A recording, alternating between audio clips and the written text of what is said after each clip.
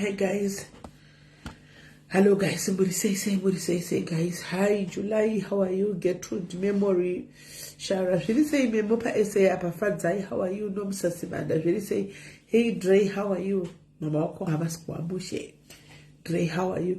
My pesi mwori say Ratizo Tirivano, how are you? Tariro Mutau, really say my Mirana, how are you?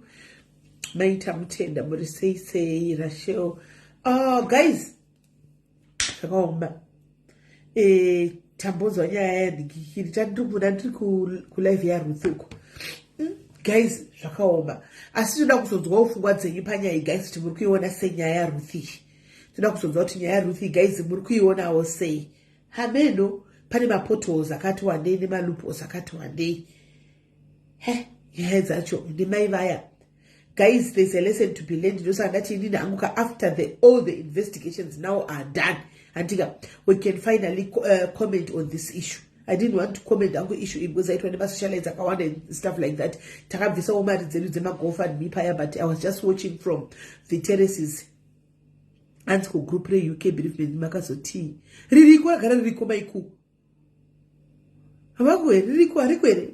pakafia vanhu bvisamari wani pakashaka izvo takatobvisamari ende watoita kuwataura nyai ndikaindivhenendaridza ndikiri zvandakaudzwa nesuro guys hanzi it's not done to smell saka tombomira kuikomenda handina kunamwa neflu maallergies akakwira hay fever iri kumusoro nhasi iri kumusoro saka handisi kutozombogarisa zvangu guys because ndiri kutotadza kunyatsokusununguka zvakanakanaka nenyaya yemahay fever. Shakira, Kelly, go and take the blue tablet in my bag. In a blue card box, in a blue box. Dimbo mama futi mapirisi achiwaya. Aisi mazimachi ma hay fever, hay fever. Apapa ndawa nekuma mapirisi hay fever. Hay fever. Ndakaita kublow and spray, bring the spray too.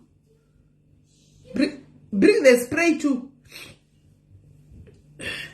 Hanzi isati hamamaruta isati yapera hanzi have been up yesterday and today sure nditi mayana ini ndanzwa guys ndanzwa saka mamaruta hanzi isati yapera investigation ndaona sokuti tafadzwa ndayo yakuzovharisa DM akakumbigwa kuti investigations nyaya ikataurwa kanyaya ikapera asi guys why ndiri kuda kuti nezvaizvi zvimwe nyaya ndakati handichinei nadzo guys chingoona uchingodarika but this one is a lesson to be learned guys. Chekutanga mazviona guys mapostori maona here nyaya yemapostori mwana uyu ari kunzi angadai akararama guys but chechi yakataura kuti haidi makurara here kana inondivhura Belinda even masikati kana ndakabhloka inondivhura kune haipolen ndizvozvo zviri kumasirep ndakaura wena kubva suro hanimona saka tisati tapinda munyaya ya Ruth yemari yekudyiwa kwana Nigeria handika ndine chikumbiro announcement ndakapiwa nesuro handitika muri kuziva kuti musi unoyu guys takashakirwa nomwe wedu anonzi Charity Chacha weduwe ndikuti spray yekuspraya mumino ndikuvigirwa spray yekucleanisa ndati in my bag. I didn't even ask that one. I said a blue packet pills ema hay fever ema allergy and but chasvika ipapo sadasvika takashakirwa nomwe wedu yoya guys Chacha handika mazuva apfuura handiti achiri kumochari mozati zveku-UK zvinonondoka moziva ende zvakare kwakawiriranwa kuti aende kumusha handiti kuAfrica kuZimbabwe asi mapolisi ake ese angakalapsa guys. The papa tsotaura kuti polisi dzakakosha guys munenge musingazviunderstand henyu munhu akatora mapolisi ake but ndofunga pane pazvanga zvakurema zvokuti akabva astopa kubhadhara anga akatotora mapolisi akatoti wandei kwakasiyana siyana but mapolisi ese akabva alapsa handiti saka anga semunhu anga ari kumagrupu akasiyana siyana vanhu vanga vachiita macontributions avo echema kumagrupu akasiyana siyana kwaanga ari kwaaitambira munhu akabvisirwa mari yakatoti wandei munhu aichifara nevanhu handiti asi veukama nawo handiti vari kukumbira kuti kana paine vasati vabvisa mari handika kana tivanoda kubvisa mari musape munhu mari zvakafanana nesu padiaries ani takaunganidza mari yedu padiaries I think it's almost 1,000 something pounds Anditika, I don't know, but I'm sure iko kukondoka yakasvika. Andimaona. So, mari iyi yakanzi ngaisapiwa vanhu. Takanzi mari itibhadhare kunyaradzo straight. Ani muri kuona kuti zvinhu zviri kutongoitwa kwakawanda. Because trust mukati medu mevanhu hamusisina. Saka vehukama ndiri kuudzawo avo vari kune mamwe magrupu atisiri kuziva isusu. Vakabvisawo mari dzavo dzachacha. Andimaona. Kwanzi nefamily musape munhu, musagamuchidze munhu keshi mumaoko. Saka vakandipa account number yenyaradzo. Hanzi nokuti unoti auye kumba. Saka vakapiwa quotation the cheapest I think yakanzi 7,000 pounds. Kuti akwanise kuflya kuenda kumba. Saka semunhu apasina policy iripo, angasina mari iripo. Vehukama vakutotarisira kuti mari dzechema dziri kubviswa nemafriends nehama. Andika. That is the spray. Auntie, can you just talk? Auntie, can you just talk plastic? You just talk plastic. Which plastic? Kelly, from Kelly. Can you just say that plastic? Okay, Kelly. The card box, the pills in a blue box. Yes. Yes. Go and tell Kelly. The pills in a blue box. Okay. Hands take second picture. No, I think zvirikuma sindi zvoti chinonoka kubuda maybe zvichazobuda after some months, but munhu anenge achifa aenda nditi. Saka donya iri kuti vari kukumbira kuti kana paine vemagroups omwe atisiri kuziva isusu angana charity kwamakabvisawo mari yamakabvisawo vari kukumbira kuti musape anyone mumaoko. Ndichaisa inini account number dzenyaradzo. Saka nyaradzo ikamba the moment yamunongoisa imwisa reference yenyu maisa mari imomo andika inobva yadeducta ku7,000 bhiri ravakapiwa riyari. Animaona. Saka isusuwo yedu tatoisawo nhasi yaiswa nhasi natreasure kunyaradzo ikokoko. Animaona. And what? Yaiswa kunyaradzo ikokoko yato reflected, that means yatovhisa atisi kwasara mari. Saka vane dzavo kuti zvite nyore for family nokuti hapana mari yacho. Itai mupedze muvhare domani mude ikoko. Nokuti mari yacho hapana. Handimukona. Murikuona zvatinoti zvakanaka kuti kana munhu akatada kubatsirwa kubhadharwa kweko straight. Handimukona kuti vanhu vakawanda vakungoita izvozvoka. Pane kuti mari ipiwe munhu. Mari kupiwa munhu kudai so inonetsa guys. Inonetsa mari kupiwa munhu kudai so inonetsa. So kana muripo vanga vasati vabvisa vanhu because makanga muchiya kuti mari yenyu munoisa kupi. Handimaona. Muri kuda kuchema mumwe wenyu chacha. Andika ndichaisa madetails, ndichakanda details dzenyaradzo. Antika sekuti pokwa vakaita kunyaradzo ndongokanda papage apa mongotora account number yoyo oisa reference star rako kunyaradzo straight. Mari ichitambudzika kusvika yakwana 7,000 ichava chavaudza kuti yakwana 7,000 takutakura bhodhi manje ubva watakura bhodhi. Mari yakanganisa guys yauraya vanhu. Tisatapinda panyaya yaRuth iyi guys. Tine imwe iri panapa anditika anzimbotengai filomist ndichaitsvaga ndakamboishandisa yaimbondibatsira asi uri right beauty. Ndichaitsvaga futi ndichaitsvaga right. Tisatapinda panyaya iyi tine imwe regai tidedze muridzi wenyaya auye ataure nyaya yake. Anzi idzo dzimwe tsanangudzo idzi kana tadzokuzwa tifanira kuchisefawo first. Handiziva kuti kuti chi. Hello, muri sei? It's too much. Oh, can we put Okay, all right, you can go now. For the door, close the door, go. And close the door. Right. Ndauya na mainini vari pafoni apa. Antika vakandibata kubva kuswera zuro. Ndakavati aiwa tichazoita live kuswera mangwana kureva nhasi nokuti vanga vachikumbira live viewing. Right. Saka regai tizo nyaya dzavo dzinosanganisa nyaya dzemari idzodzidzi pasocial media ipapapa. Antika but now munhu ari kuinvolvwa panyaya iyi anditika munhu wekuti ndashaya kuti ndomupindira sei guys. Nyazoti mupabata mupahwisise apa pabate mupanzwisise munhu uyu musocialite anditi nyaya kumasure uko I think 2-3 months back pane munhu akamboya nenyaya yake zvakare ari kuUK kunoko kana kuti 4 months ameno akamboya nenyaya yake futi yesame person yeyi achiti akatorerwa 10,000 pounds anditi maona. So ndobva ndamuvinga kuinbox semumo womusocialite seni ndobva ndaenda kuinbox handangomambizha kungoti ndimuise mvura fei but sure anotoda kufunga kugara tingomwa tea coffee whatever but andimona esi Brenda ndakaenda kurova ndokubva ndamuvinga kuinbox ndamuka kuinbox ndikati look my brother, pane nyaya yauya pano yakamira yakadai yemunhu uyu anti unoiziva. Ndobva andipindura, but mapinduro acho akandiita aita kuti nhasi iyi ndeumwe munhu wechiti uyu imbo vharai foni yenyu mukuita noizi kuseri maini. Saka kuti nditaure akandipindura zvinhu zvokuti akapindura zvisiri izvo akuti kana mtida kuenda kuita malive yenyu like you know wavinga mumwe wako uri kumuudza kuti ndozviripo komadi kuti mugadzane mungomupa mari yake bheki sezvoenda kusocial media because muri kuumba brand renyu rinopwanyika brand renyu oda kunyaya dzemari idzi. Hanimona mupei mari yake bheki. Hanimona pachivanhu kapo ndobva atitanga kutotaura akapindura zvinhu zviri offline.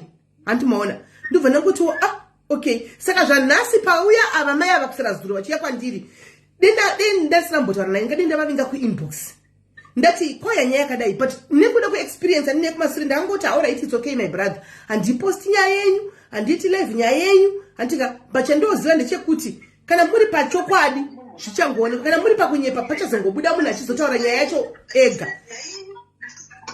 Muri kuita noizi vakumvara imwe foni Hilda maimaka foni iri kuita noizi. Okay. Dzima imwe foni yamuinayo imwe foni yechitunhu. Ndokubva ndaona saka izvo zvekuti ndivavinge guys pakauya zvakabva zvanetsa. Handimoona because akambondipindura zvisina kunaka pakutanga. This time kwazouya mumwe after 3-4 months now another person came paakandipa mascreenshots notoziva achitaura nyaya ndakati ndipe mascreenshots ndipei maevidence ese ndobva andikandira mapayments acho ese and everything zvaivaitaura and everything ndakabva ndakuti nyaya yemunhu wokutaura munhu yakambounzwa before. Handimoona but kuti ndichimuapproacha now antika pano ndinetsa because akandipindura rafu pakutanga zvoita kunge nditomusona. Handimoona but ndandingamuzivi ini ndaingomuonawo pasocial media. Handimoona saka nhasi guys kana munhu uyu achazotegwa nachazodini handika please I'm putting a disclaimer. This lady came to me kuswera zuro. Handimoona ndikati saka akati ndikuda kuenda nenyaya yangu zvese it's there in writing. I want nyaya iyi kuti iende palive because I believe kuti kune zvinhu zvakawanda zvichiitika kuseri but vanhu vasingakwanisi kuti vaone. Handimoona right. My sister welcome pachirongwa. Nyaya yenyu yakamira sei? Rondedzerai nyaya yenyu. Hello, sis man. Yes, taswera maskera sei right apa chirongwa nyasotsanangurai nyaya yenyu vanhu vanyatsa kunzwisisai. All right. Zvakatanga last year kana muchiziva anonzi VK Lionheart. VK Lionheart, okay. Last year ndopakatanga kuzikanwa pasocial media. Okay. Yeah. Saka pane paadzidzisa vanhu how to save mari zvebusiness. Saka it was good paakatanga. It was good achiticha vanhu. Takutogara tichitomutero. Saka pane paakazoita sort of like a competition. Akati vanenge vakwanisa kupindura mubvunzo pane zvandakadzidzisa kumashure. Anenge akwanisa kupindura agona kupindura. I will visit your company or pay pamunoitira business renyu. Then if you want to sponsor, I can sponsor. Ndozvaitaura. Saka anenge agona kupindura mubvunzo I will sponsor you ndasvika kubusiness kwenyu ndoona kuti munoda kuita sei tosponsor toona kuti munoda pari zvamunoda zvii. Kata it's good. Saka ndopandakapindura mubvunzo ndikavanga ndagona kupindura mubvunzo. Achibva atozoita sei? Achibva atozouya kufamba kwedu paipai. Achibva atozouya kufamba kwedu. Saka I think level rakatoona ratinaro. Akatoona kuti level redu ratinaro ritori mberi kwerake. Handimazvona. Akatoona kuti level rinonara ndirikwanisa. Ndobva atoti inini mutori bro. Inini I think munotongoda coaching chete. Bro. Saka zvanzi I can coach you for free. Saka I will organize meeting yangu then moya coaching ndozoorganize time yekuti pane ndiri free ipapo then more kati asign nditi ipapo vachibva vaenda. Saka vaenda paipai ndofa akasenda umwe wacho waanoshanda naimwe mukadzi ari kuhararo anonzi Maya ndiyo aishandisa. Maya ndiye aitaura nevanhu because iye haadi kuti phone number yake izivikanwe nevanhu. anohaidha phone number yake. Saka munopiwa umwe munhu wekuti taurai naye. Saka iwe kana wakuzotaura naye unogona kumubata kuInstagram kana kuti anokusendera email. Pane email yadaimbotaura naye so ndo yadaimbotaura naye iyoyo email iri yaitaura iye naMaya neni. Saka Maya ubva azoti Vike ati anoda kuuya kuzoita podcast nini. Tikati atiriko anytime anongokuudza kuti akuda papi anytime tiriko. Saka alright. Saka kubva ipapo havana kuzomboti contact. Saka tangoti regatisiyana nazvo izvo zvecoaching zvacho hazvina kuvambotaura. Tatangoti regatisiyana nazvo pamwe munhu ari busy ka. Tatangosiya zvakadaro. Ndopa akazoita yeVK Capital. Ati ndikutsvaga ma-investors chichi vanoda kuinvesta muVK Capital chichi bye. Akati ndinoda vanhu 100. I want 100 people. 100 people bye. Isiso atomhanya achoti yaitangira pa$50. But $50 up to $999 ine savings. Ukwanise kuwana interest kana usina kusvika $1,000 anenge aisa $1,000 and above ndo vanokwanisa kuzowana ma-annual interest. But ndida kubvunza ipapo imimi semunhu anoita you're doing well so handisi kutaura kwenyu farming yenyu handitika muchinziisa imari idzi munozopiwa dzane interest dzinenge dzamboshanda pai?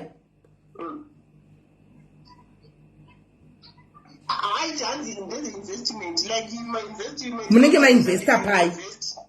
mainvesta pai because mukatora mari yenyu handika mukandipa inini handika pasina kwandichaisa kwamuri kuona kuti mari iri kuchagenerata more kubva kwakati and imi munozoexpecta kuti iwe iri more ichibvepi? Anoita zemoney green zvemaproperties handiti zvemaproperties zvokuti vanotenga maproperties aitoti ndine varungu vanoshanda navo we buy properties ndo matinoinvesta mari mumaproperties ati maibata handisi yazvinzwisisa mirai mhanya muproperty umu munoisa mari dzenyu vanhu 100 motangira pa$50 votenga imba vanotenga chii property ipi? Aiwa $50 up to 990 up to 999 yainzi inenge iri mumasavings so you have to top up kusvika yasvika pa$1,000 ndokuti uzowana maprofits. Right, ndo zvandiri kubvunza. Alright, mirai aiwa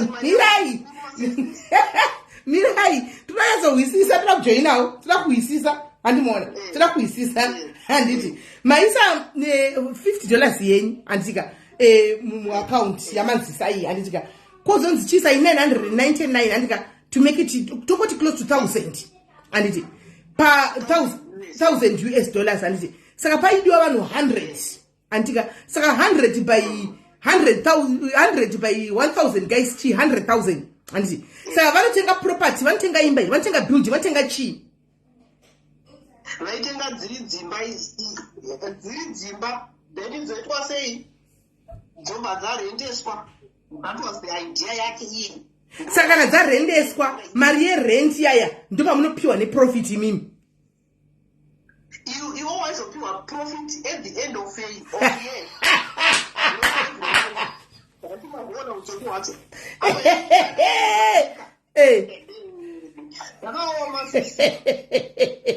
Okay, fambai nenyaya. Zvakaoma.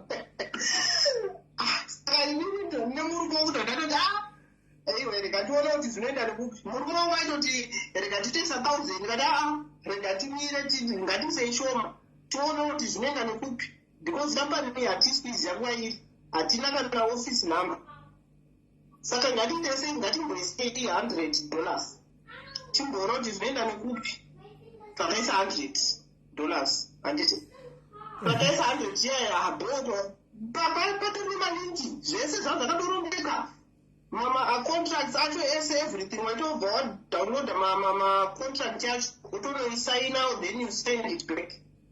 But yake yange yakato pake pamba katosainwa kudhara saka tatatosaina tatatosenda mapapers twataisa $100 muFNB account yacho yeVK Capital yakayanodzi FNB VK Capital account. Then after that ndopaakaita event kuHarare pai muna January this year, which was 6 January. Akaita event yake kuHarare. I was there because ndatoenda kuHarare nichinisa mwana wangu kuchikoro. Ndatoenda nemwana wangu event kuyo.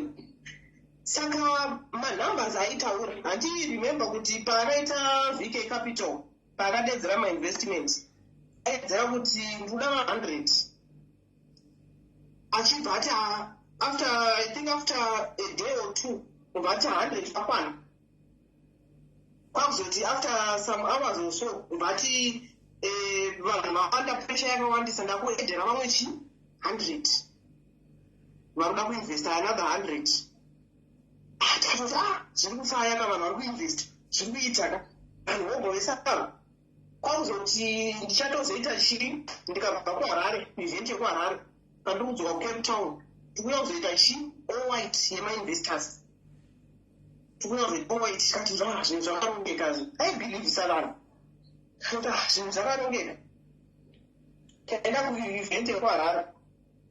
Saka paitengesa matikets eevent yekuHarare achidedzera manhamba kuti energy vanhu vazara matikets sold out chichi ati munhu anoziva zvaanoita.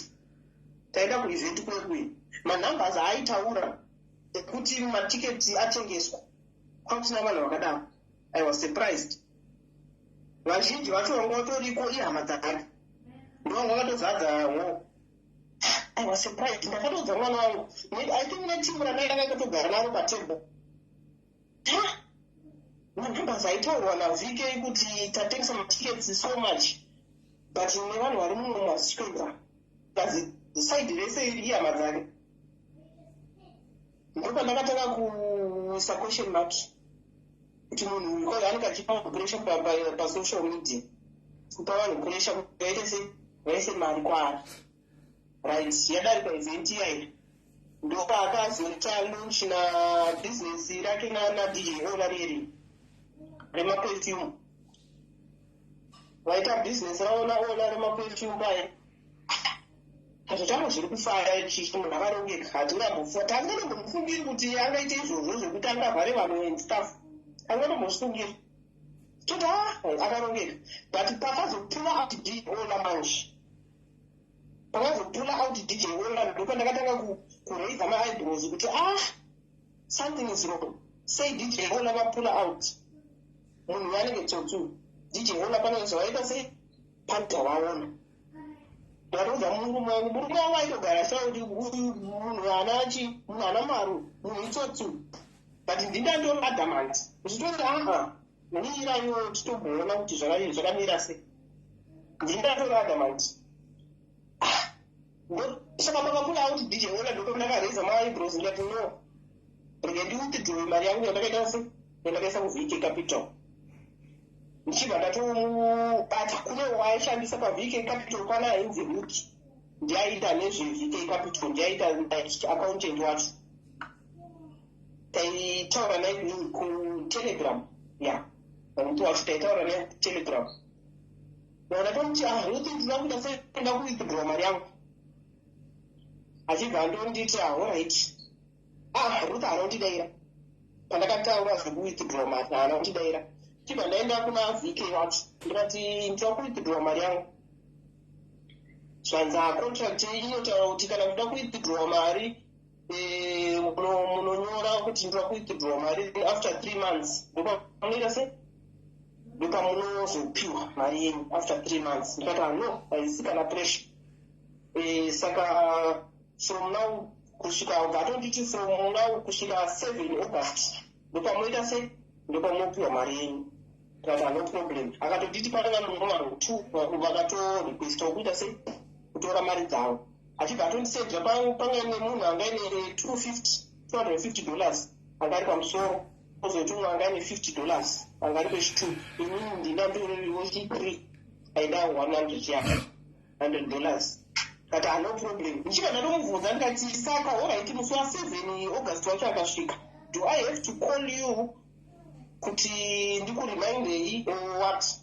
No, you don't have to call. Zvese zvitori sorted, zvese zvitori system.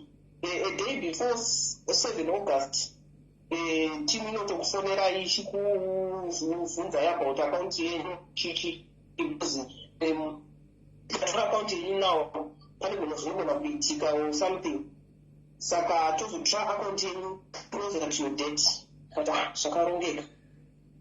Tagara 7 August asvika hapana akafona, hapana akadii. 8 August ndopandakazomubata ndikati ko hapana atandifonera ichirapora kakwana nezuva, hapana atandifonera. Hanza rega ndiitese, rega nditaure netimu. Abva adzoka bheki kwanditi kanza mari yenyu iri kusvika chii, iri kusvika mangwana or Friday, latest Monday. In all right, no problem. Friday, Saturday, Sunday, Monday hakuna mari. Tuesday chiva ndamubata futi mari hakuna, hapana mari yakapinda. Hanza ananasi yati hapana mari yakapinda. Hanza alright, akandipindura because ndakamiswa Tuesday message, Wednesday manheru mvuya akandipindura izvozvo. Hanza alright, andine madelays saka mari yenyu ichaiswa chii Friday morning. How much are we talking about here? Kutaura nezvemari? $100, 1,800. Finish. $100? 1,000, almost tongati 2,000. Ndo yamurupiwa madresi kudai?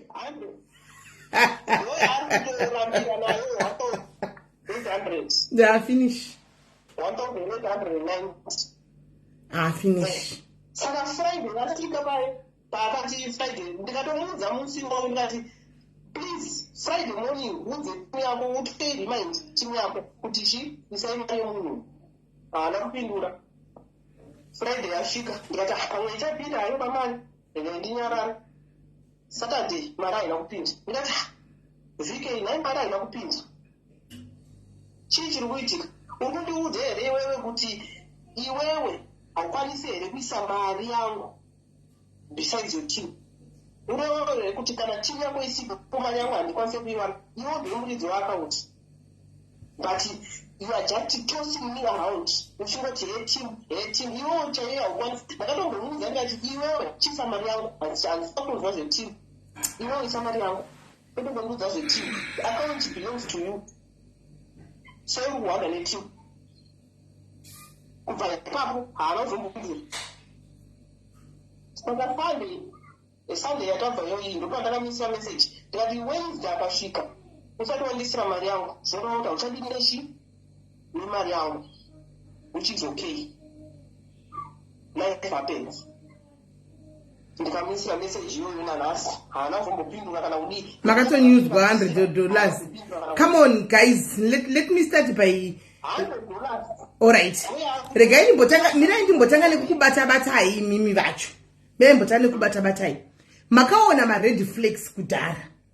Ola achita pull out. Antika mukaona zvamakabhilivhiswa kunzi function yazara vanhu. Antika mukaona kusina vanhu kwakazara 100 people. Kune vanhu hama dzake. Mukaonazve zvamakambobhilivhiswa bekutanga mukazona kuti hazvisi zvikutaura. But you went ahead and invested. Handiti an investor inzwai, an investor yekuti mukuita 2,000 rands. 2,000. Okay. Nyaya kamboya kumasure. It was about 10,000. 10,000 yakaitira kune mukadzi ushu. Mukadzi imba yake yaitosheka asisina nemurume wake ninyaya yemari iyoyo. In the name of investing, iyoyo kunzi investor. Achinda kainvesta kudi. Antika ndikamuti ipa munhu mari yake. Akati munozati business rakambosheka. Ndikati nini all dingano dzava kuntaura zvebusiness rakambosheka hazvinei neni. Why did you block this lady kana business rakambosheka? Handiwana mupe mari yake because ndiri kuona ku Facebook uchiri kungokonjecha zvako zvema investment because tika tichiona handiwana but at comment nangu I just see ndinongoona but nesinga comment singazi zvinenge zvichitika zvi handiwana tozoti zuva richakwana zuva rinokwana tozviziva zuva richakwana chete handiwana. So nhasi guys come on vanhu vari kufacebook munondibhowa so mundishota mundigwadza handimaona handisiti munoita sei hanimona. Listen my guys, inzwai munzwe my guy. Munhu uyu just by looking at him guys you can see munhu amukudhila naye. Hamati munoda kubirwa sei guys. Hamati munoda kubhilivisa sei. Guys, eat boys zetonazi. Handi muri kunzwa. Vakanzi chenga property. Account yeko FNB yakanzi VK Lionheart. Who is VK Lionheart? It's not these people. It's him. Antimona. Akanzi mangwana delete Facebook account yake. Ata mapari kugara. Adisapia munomuwana kupi. Munomuwana kupi. Anongochinja number. Alright. Mujena zokuroya. Maybe kuda. Antimona. Stop investing kwa zvepa social media guys. Stop it. Munozati ini chinondishota ndechokudaisoka mazimbabwe nzaso gullible machinja chona. Munowana mchitinongedza isu kuti mbavha. Ndekupi kwakamboenda nyaya yangu kanzi munhu akauya kati ndapupura chokadini avakandibira ndekupi. Ndekupi tine yapana pachigwira timupiwe mari dzenyu. Munosiya vanhu vanokubira every day. There are people who are scamming people here on social media. Zvekutodaro. But munovasiya kunze kwezvo ntoka muri kubirwa mari yamusina. This lady she's a farmer. Anda zvokurima. Animona. Antorima kuti azowana $100 yo arima kana kuti makatengesa makabeji musone makabeji mangani. Kana matomatisi mangani. But still munana muchikonzera kuti tinotora mari yamunenge muchiti muri kunganza yamakashandira vana madhumbe makaita gorese muchiunganidza makuno pa VK Lionheart kuti kwai ndiri kuinvestigate muri kuinvesta iyane property ipi yamakamboona imini. Let's start from there. Samunenge muchiinvesta chiimi. Papa takazotaka kuona zvesezvi daizvi takatoisa $100 kudhara. Zvakafanana nekuti inzwai my sister. Zvakafanana nekuti inini ndokuti ndipei $20 handika inozoya mari yenyu muna September ndozopai muna December yave ne-interest. Ini manipa mari yenyu paya ndotoispina kana zvinhu zvangu by personal use I will spin it. Inini kana ndichigona ndospina December asvika ndokupai $20 yamakandipaya ndokupai $25 ndoti yabereka. Saka maitei dei makaspina mega mari yenyu mimi makatora $20 yenyu mukanditengesa macold drink kuchipisa kudai muchinotengesa mukade musina kuita times 100 profit. Guys, havasiriwo vega vari kutaura apa. Makawanda makainvesta muri mucomment section umu. Makawanda muri mucomment section umu. Ndinoshamisika nevarume vane dzinokakata. Muchinzwa yati kuti sei investment. Moda kudzidziswa chiini? Chamuda kudzidziswa investment yekuti mimi you cannot Google mune phone dzamukusura muchituka vanhu nadzo pa social media. Why can't you take your phone and Google? Kuti what can I do to start making if somebody has $1,000, what can I do in South Africa to make money? Moda kudzidziswa chicha munogurumiwa chi. Imba makapinda mufamily makadzidziswa naVK here. Itsotsi. Pamakapinda family makadzidziswa nemunhu here. Patakaenda kuHarare kwatokudi ndiri kuivhenti yekuHarare. Zvaitaura manje. Hanzi ndinoda kuvhura hanzi ndokuvaka Cyber City. Pasi pano zvakaoma. Hanzi ndoda kuvaka Cyber City. Ndoda kuvaka chikoro. Pane madhezi akaenda kuZimbabwe ipapo. Hameno kastendi kaakatenga, hameno kwaakatenga kastendi kake kuna nachihoto. Takutoredzera iswa fence and stuff zvinoiswa chikoro ndise ndatu. Guys, zvakangofanana nezvakaitwa vanhu vaya vakamboya pana vanonzi vechiya vehuku. Ava vehuku ava nepurazi. Munonzi chiga zvamakaita zvainonzi chi guys. Vehuku nepurazi vaya vatakaposta munhu yanonzani wehuku nepurazi uyo kutotenga maRange Rover nemari dzenyu. Anonzani wamusikaziku anogara asi mainvesta anonzani koyo. Uyu watakamboitira nyaya yake panapa uyu wandaiti akaramba akavhura manhingikiri kunezve mapemiti nezvechi wandakati akaramba ane zvimagrupu zvake zvamuri kungobhirikisa vanhu muri kutsvage zvisingakomentwi iye ega ndiye anenge achingocomenta mugrupu imomo vanhu vese wakavharwa. Anonzani ko guys munhu uyu wandaitaura naye uyu wehuku uyu wokutorera vanhu purazi uyu anonzani GT. Thank you memory. Thank you look GT. Zvakangofanana. Inyaya yenyu na look GT same fanana na look GT same fanana guys. Mukaona ndakuuya pa social media inini let me say it inini ndichiuya pano kuti sima diaries ngati investe paita opportunity bereka ichitsoka mutize hani muri kunzwa bereka ichitsoka mutize kana mafunga kuinvesta vasikana, go and invest in your banks. Use your banks to invest. Chero kaisa mari yako mbank ukaisiya iri mu 5 years antika mu South Africa unongona mu bank mu South Africa mama bank avharu zvokudaro anona munongona mari yako irimo ndio yega investment yaunokwanisa kuita. Ukona munhu akuti winza mari yako kuno, hakuna munhu we black wamunopa mari mimi we black kuti imbondipa mari kuno kuti investment kuzokupai akakudzosera imani. Munonyepa my guys, munonyepa. Zvakatovhara na $100 makatongomupawo kuti atenge chingwa nenyadza nenyama mumba kwake uko. Hanimona? Ini ndikuziva panyaya mai ve 10,000 pounds. Kwete 100 user pounds. Ndikamuti what stop you kuti wape zvakanga kuti uchapa mari yako kana mainvesta vakainvesta kwadzisira mari yako ndakazonyura ndikazodai. Saka kana ati ndichanyura uchadini? Exactly. Where is Greenwald? Where is Greenwald machaina? Where is Greenwald? Mambo ndini akakuvigira isemendi zainotora paserapo yanadzouwe paserapo unotora paserapo yanadzo paserapo vanhu mukati kumanya kwa mambo ndini mukati shwa zvaita mambo ndini akangozofuma wanchi office chisipo one day kuti vatama nguva yakona munhu akazviona. Muchaina loto yaya maitamba kuZimbabwe yemuchaina yainonzi chi muchaina uya kutambisa loto kuzosungo loto vanhu vakaenda kuno investigator kuno investa imomo vakatedza mari dzavo. Muchaina akatora bag handika angotizoenda kuchaina akabva abatwa paairport. Changofuma chakabva kwachiinvestment scheme chiya mangwana vanhu vachitokuda palaini mangwana kuti vari kunoinvesta kudai. Guys, investment idzi munotenga muchibhilivhisa pakutanga. Creator, thank you Naksa, amukanga thank you. 3 months munobhilivhisa kudai muchipiwa from their own pockets.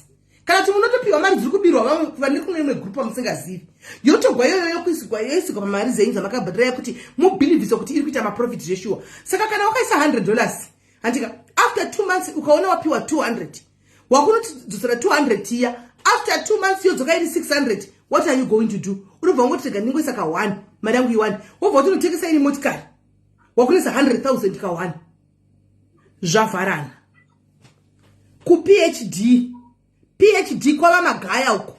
Sorry to say this vanhu vekwapapa but is the truth. Tiziye sisi meki pano takavaziva chichemera mari yavo yestand yavakainvestisha kuchinzi kuri kuva kwadzimba vakainvesta chibhadhara every month mari yavo vakazoipiwa vaita noise pano pasocial media ku PhD kwamagaya vakazoipiwa vatochema pasocial media tivaziva vazopinda socialite vakapinda vachichema nenyaya kuti vedu wendibatsireiwo ndipiwe mari yangu ndakainvesta kwamagaya kuchinzi kuzosvika yaita nyaya pasi kusvika vazopuwa ivo voga ndo vakapuwa nanhasi vamwe vari kuchema because vakaita magatsi ekuya panapa nanhasi vamwe vari kuchema yakangodyiwa nestate. Mukomana ndatine ganduye pano because achavhara vanhu vakawanda saka tatitiite dhingirimu iyoyi tine aleti vanhu kuti vanabirwe mari navhike itsotsi. Ndosaka sitimeni ndakakuudza kuti mari yangu ishoma but ndoda kuti munhu uyu atingomuinema nekumushema chete pasocial media. Vamwe vanhu vari kumashure vasati vakuziva hunhu hwake vavazive kuti ndozvaari. Handi makaona izvezvi makapuls aakuitisa izvezvi ndezvandiri kuti ndakaseka musi uno ndichiona makapuzi varume vasvirisviri vachinzi manyaya munononga nemuti ndikati there's nothing wrong in having couples session. Actually ini ndangupa macouples there's nothing wrong in them doing macouples session achidai kana zvisingainvolve mari mukati. But the moment he starts saying mari mukati ka then patoipa dzine mari mukati dzine mari paitodedzera 1,000 rand 1. Hey, zvine mari mukati apa vanhu vacho makaona vhidhiyo yacho vanhu vakutoitiswa prono chaiyo yava kutoitiswa. ndakaona vachikoira guys vhidhiyo yaona mura mafirimu wedu ende anobura musudha mafirimu. Ndakaona makapuzi aiva vaifaravo. Ndakaona makapuzi kwavhiki yeko vakagara pamusoro vachikoirana muzimu ndikati kapuzi session mavhidhiyo achitenderera ndikati kapuzi session yauya.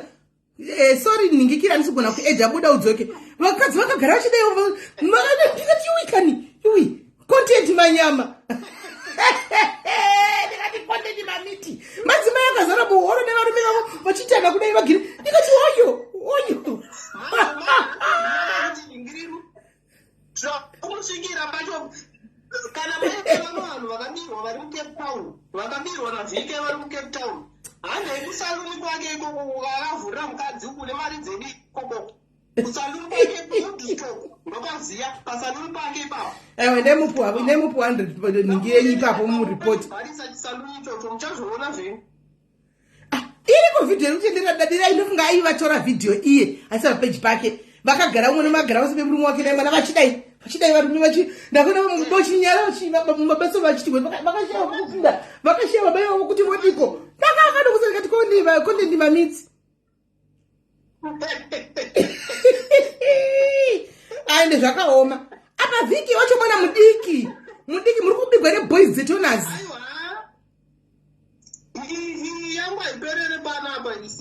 but come to think of it guys tikataura pano mirai maini tikataura pano munoti tinorwadziwa munoti tinorwadziwa nevanhu munoti tokusiyai muenda kunobirwa ndomboya chikuvhurai maziso but amuone amudi actually amudi kuona right mirai ndimbokubvunzai mubvunzo 1 antika tine mapastors akawanda antika mapastors akawanda mazivano mapastors echidiki awanda kudarika vanhu mapastors echidiki awanda kudarika vanhu because they come and prophesy antika and tell you anti kuti nezuro wakajezeza nemufushwa zino wakajezeza nebeef kana tine poko antika iwe unobva wauchiramba kuti yes papa ndikukuonai zvakati oudzwa exactly antika zvaunoziva wobva waburitsa maronzi 1-on-1 chiburitsai mari antika wakunoburitsa mari kuti unamatirwe anti ndida kuti muone mota dzavanofamba nadzo mapasa echidiki aya mota dzavanofamba nadzo munorwa nehana but there's no day that they give back to the community ndopa ndotishamisa ini because bhaibheri chechotsokora mwari rinotaura kuti antika vafundisi vanhu vamwari ngavarangarire chirikadzi nenherera dziri padhuze namwari anditi vashoma vatinoona tizofunga kuti in all this antika paitwa iwewe ndiwo usina hauna bhutsu hauna pekugara pakanaka urikugara mumujondolo muhoki hauna kana stand hanti ukutora mari yaunenge wawana uchinopa pasta handika uchinopa kuchechi handika zvakanaka chose but ivo vanopfeka bhutsu lebhu yebhutsu inenge ichita $15,000 bhutsu chete votenga motikari dzinodhura maGD6 marange rover ndo mota dzavo mahigh rider aya vanenge vachiita kuburuka ndo mota dzavo manikiri waya mahigh rider waya ndo mota dzavo muchechi vacho vari kutorera mari kune munhu asitorina mari yekutenga muriwo but munhu uyu akabrainwashwa fungwa handika akasidwa mufungwa kunzi ukaisa mari kuchechi ukaunza mari handiona ukapotachisa mari zvakadai so zvako zvinokuitira zvako zviri kutoita iwe uri kuramba uchingoeresa mari chabuda hapana I don't know the type of car yanodhiraivwa navk wacho and what not hanimaona handizivi zvangu ane chimota chijagwa ane chimwe chiyanodhiraivha chijagwa chibhini so chisina kana chinonzi chii hachina kana lead repatengi repeturu pepa hachina kana lead chijagwa chacho chaanodhiraivha it's so said tiri kubirwa chegumi mubhaibheri chegumi chiriko yes handika give Caesar what belongs to Caesar but I always madhayari zinogara nichivaudza kuti chegumi kana uchinyatsoda kupa chegumi handika find someone else ari kutambura ina anomupa mari iyoyo watopa chegumi utoti mwari inini chegumi changu 10% yangu handika ndine $100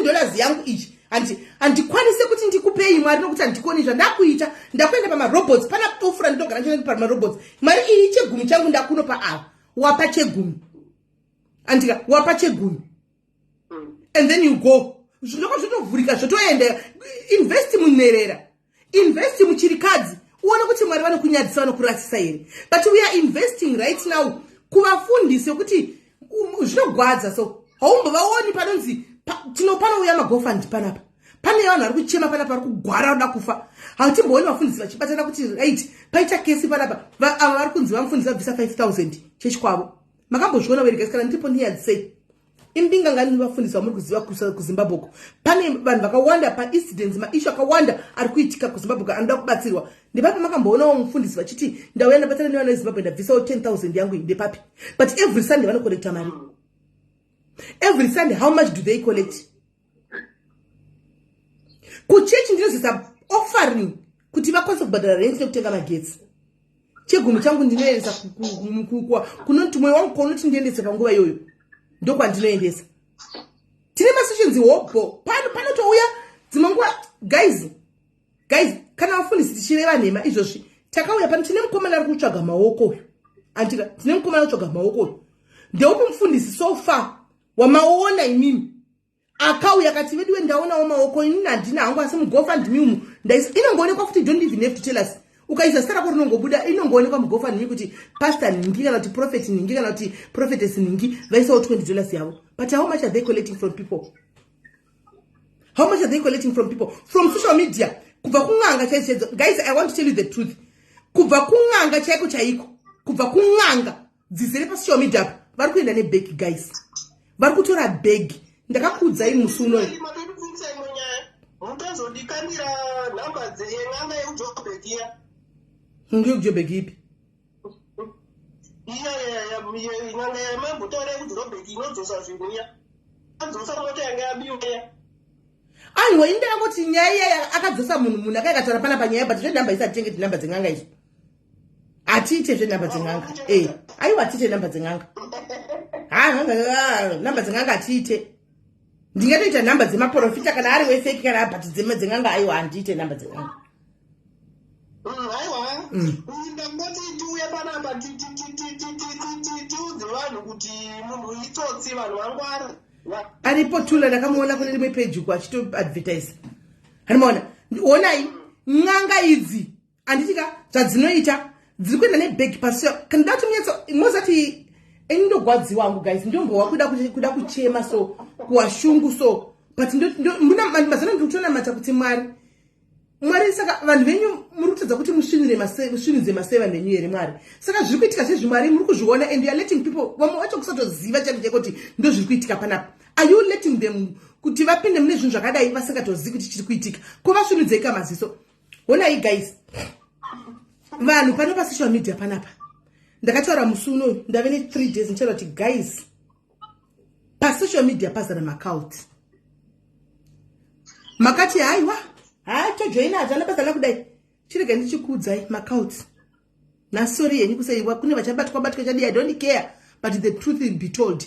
Handitika munenge makazara kuYouTube kwasekuru wani amene tashu sekuru tubadaba yabvunza nebaya amene kokoko hanimona makazara kune vanotofollowa every time kana sekuruko kuti vaposta chiinasi vari kuita chiinasi ndiana shandirwa.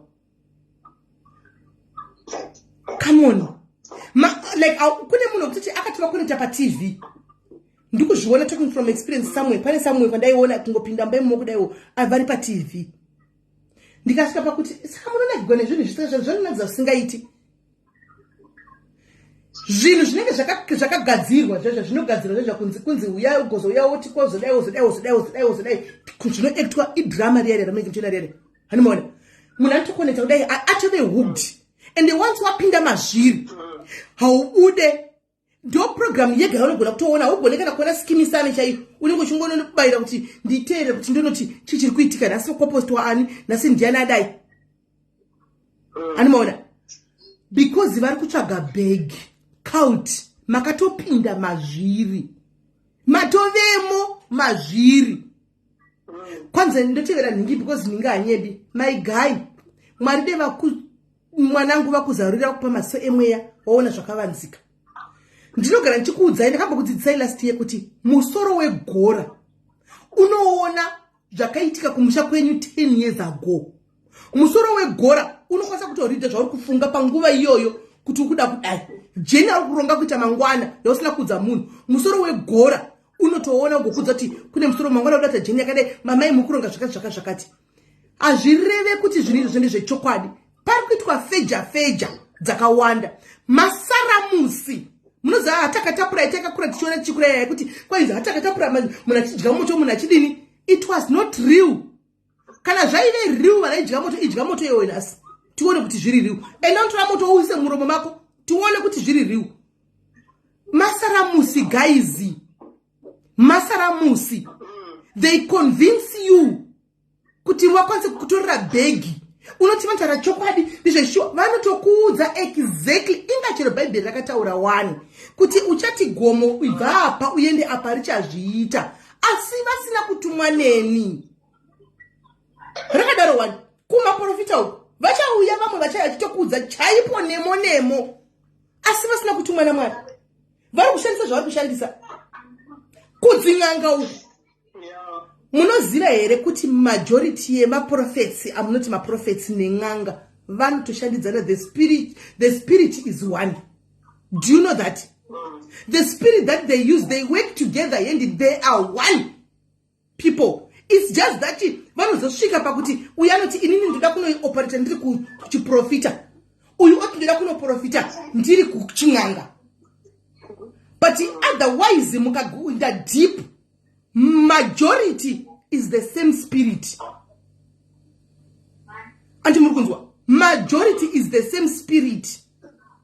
Things that are happening nowadays, tarisai muone vasikana, mwana anonzi anofira mumba, achinzi uende kuchipatara, munane cancer, munane lung whatever infection, lung problem, gara mumba, munane cancer iri kupedza chigumwe, kudai yatopera chigumwe chatopera, sugar diabetes gumbo rakutoora daronogurwa, uri kunzi gara mumba. The spirit that they use to operate, it's one, guys. Do not be gullible. Don't be gullible. Toda kuti sai chino ichi nasi.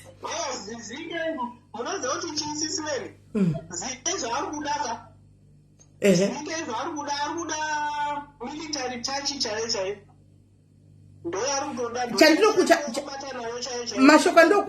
Mashoko ndokudzai ndeye kudai. Ndogara ndichitaura. Zizi rinobhururuka, inonzi gondo rinobhururuka kuenda kumusoro mudenga denga uko. Zvoti ukarona riri kumakoro kunofuatirira ridzokiri. Asi unozorona rakamhara riri apo. And every day chaunodyara ndo chaunokohwa. And exactly. And ukatamba nebanga unofa nebanga. Ukatamba nefuti hakuna zuva risingasviki and hakuna chikwadi chisingazobudi pachino chino chikaenda 20 years. Anti muri kuona. Saka mira henyu makadaro. Finishing the game chero tikasazoriona but tichazongopera mumwe muperero wegame. Ndo kana akantesa VK ndo chokwadi ndakambokuvinga VK chero kantesa risiguwa. You know me now. I came to your inbox. Nekuzvinini pisa ndikatokuudza and socialize together ndikati my brother give this lady 10,000 yake. Madi kumupa 10,000 yake. Mupei 10,000 yake. Akatanga kutaura statement akadi kusvika bloka mai vaya. Ndikati kuna mai vaya, my sister, it's okay. Chandiri kuziva. Somebody else will come. And somebody will come. And somebody will come. And at that time, zvichazobuda pati kwanzirega ezvikurirane mai vavo kana vari muconversation sivavo ndifonere mufona ipa life. Ndikati kunonzirega ndakati vauza shoko rokuti kunonzirega ezvikurirane zvichaonekwa nezvare kupedzisira. Hapana 4 months mauya iminasi mukutaura same nyaya. Hapana 4 months ya back anozviziva VK kuti ndakataura naye ndini vakazviti simeni kuseri vakazviintroduce vaya ukati simeni vekupi ndikati vekusocial media ndini ukati yezvo zvakwa zvasoma zvakanaka ende mukangovhera maenda kusocial media mari yanchatovapi ukathreatena ukati mukangoenda kusocial media mari yanchavapi ndini nanhasi atina kuya kusocial media but mari yacho mai vaya hauna kuvapa. You are a scam, my brother. Urimpava, my brother, uritsotsi. But you are going to get what's coming to you. Murimpava dzakanyararira. So, ichisuka teaching trima socialize are loud, guys. Sangodai, we are quick kungoti munozana vangotaura. Ivo vakanyarara ndi ava vari silent. Ma socialize are silent. Mazano ndoko andiri kutambira ku silent uko. Saka socialize are silent. Saka whatever zvinoitika zvinongopera. Like now mazano vachinje imabvunza kuti VK ndiani. Asi vanhu vachitoro wabhegi ikoko. VK Lionati. Asi muchitoro wabhegi zvakanaka zviri smart ikoko kona ikoko kwakanyarara ikoko kusina noise ikoko. Muchiro wazvenyu bhegi. Rowai. Mucharo wachaiko chako rowai. Invest. Keep on investing. Andi arutoza vanhu. Achasangana neachamuita zvinogara zvakadaro. You will regret very soon. Ari pabhusi. Vanhu vari pavega ndizvozvo tingazonyanya kumushora hedu ka.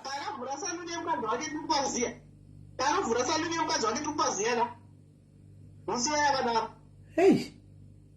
But somewhere tingamushora zvedu vhiki ina hanyanyi kumushora ini my brother hanyanyi kushora kana wakanyanya kutarisa ini idla bhegi tora bhegi handi vari kupa mari dzavo vega isu tiri kuvaudza kuti vasakupe mari ivo vari kuramba chiuya kuzokupa mari tora bhegi ulaza ndanzi yangu ignore me what I will say laza bhegi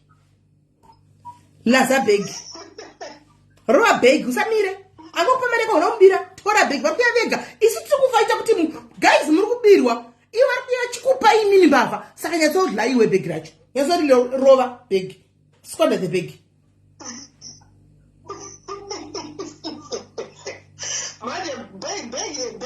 Yes, because vadi kudzwa how many times ndichikudzai pano muromo wangu unotango chabhenda ndichikudzai every day ndokana ndichikudzai daily ndinokudzai daily but munotuka atapedza kukudzai munenge muchituka kuti vanopenga hamuna kutipa here manikname ekuti headmistress hani makatipa because echikutsiurai chikudzai mukatipa manikname saka ndigwai mari tora bhegi rova bhegi kusvika vazodzidza kutekeshaura chokwadi rova bhegi. You don't want to listen. It's gonna be a surprise. I will take a video. Because I'm not going to Cape Town. Make sure to Zimbabwe. Military touch. All right, my sister. Please give us a video. What can I say?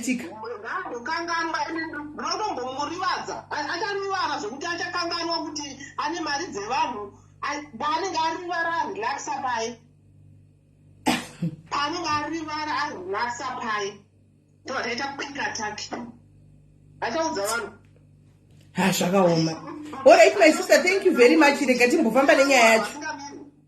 Alright, my sister, thank you very much. Okay, sis, thank you very much. Thank you, my sister. Guys, ndizosvika pakugumbuka kudaro kuti zligwai nokuti hamunzwi muromo ndangachita pasaidi uyu guys pasaidi tichitaura kuti guys muri kubirwa muri kutorwa mari yadzamusina hamuzvi understand. Hello kola hello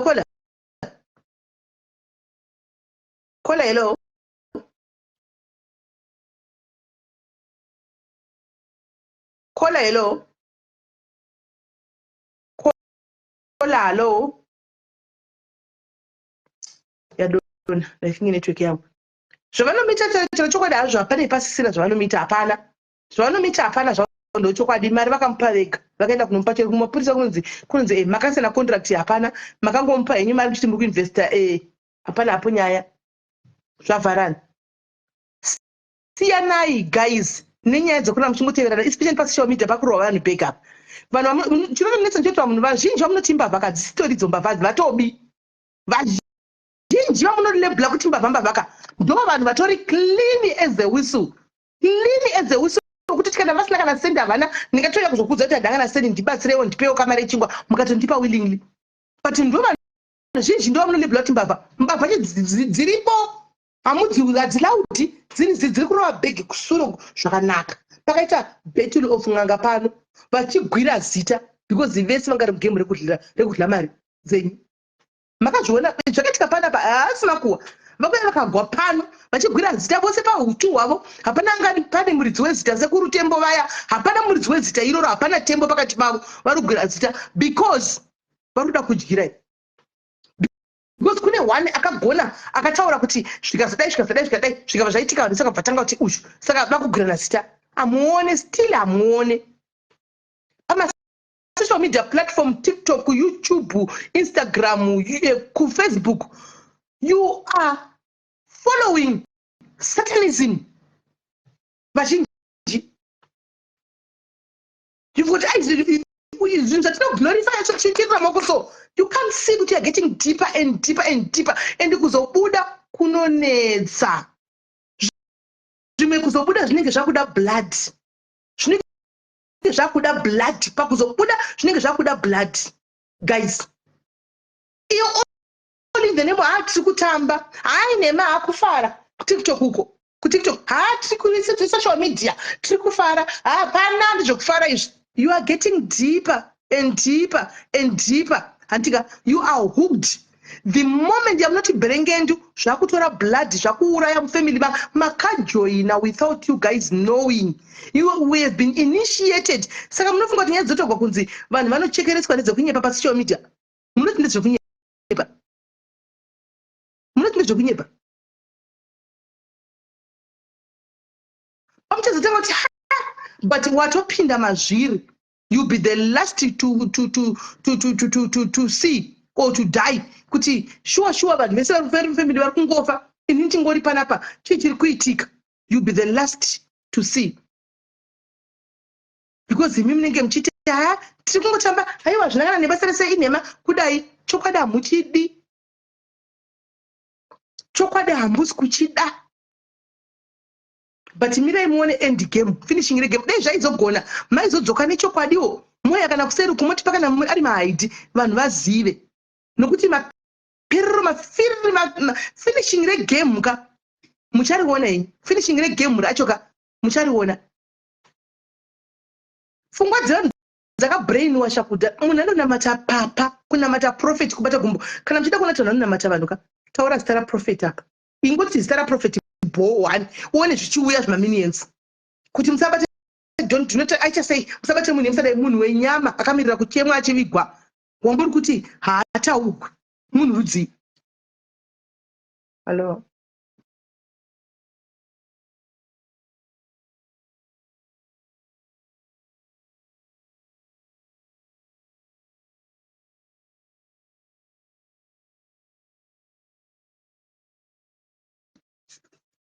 Animal. Vanhu vakabrainwasha pfungwa idolship usabate uyu unomubata aita sei azodai but can you not see hamusi kuzviona hamuzvioni nemi kuchechi munondamatei hamunamati Mwari here munamata munhu here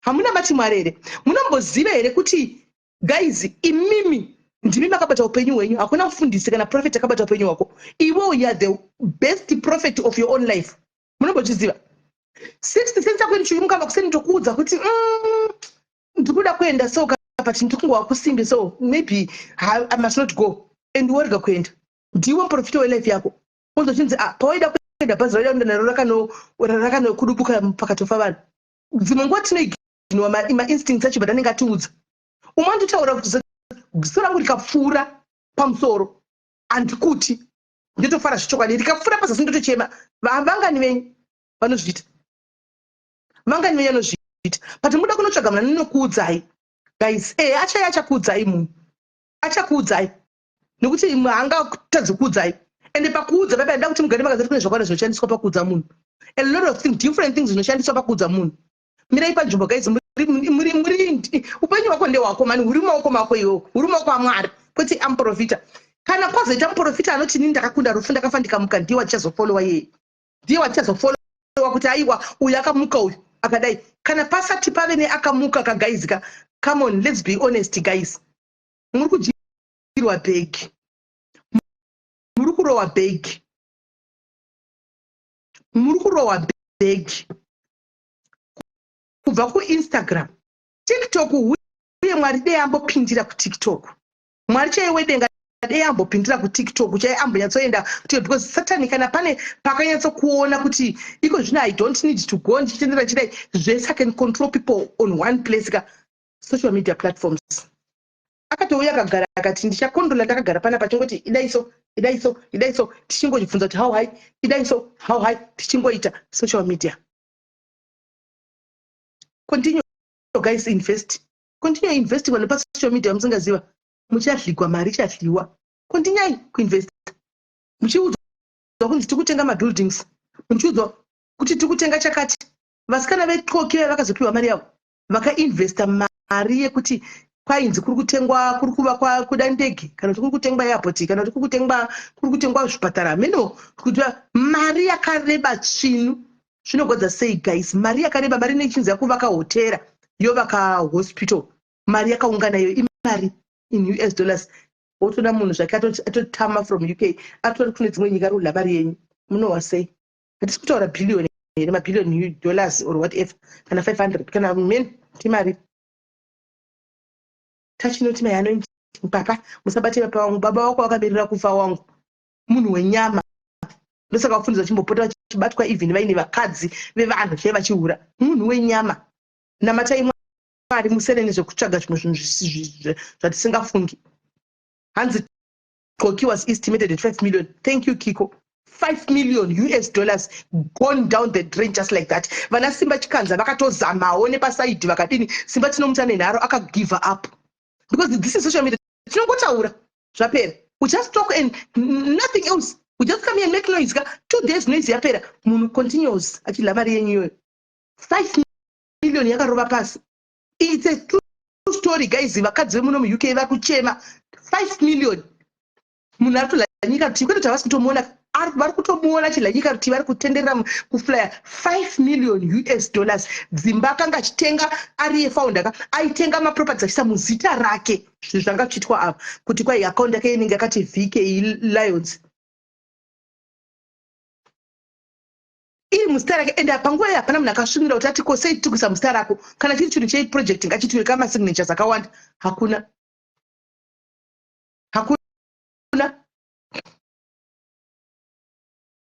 Hakuna. Vamwe venyu muri kugwa nevarume venyu kudzimba kuti hausi murume, wona vana VK, wona vana urugwa nemurume, uchitonetsana nemurume wako ari honest. Your husband is trying zviri honest, just an honest living. VK yakutora mari dzevanhu, urugwa nemurume kuti murume wona avazodai zvazodai. Come on guys, murume wako is trying to support you, to provide for you zviri smart. Utonetsana naye every day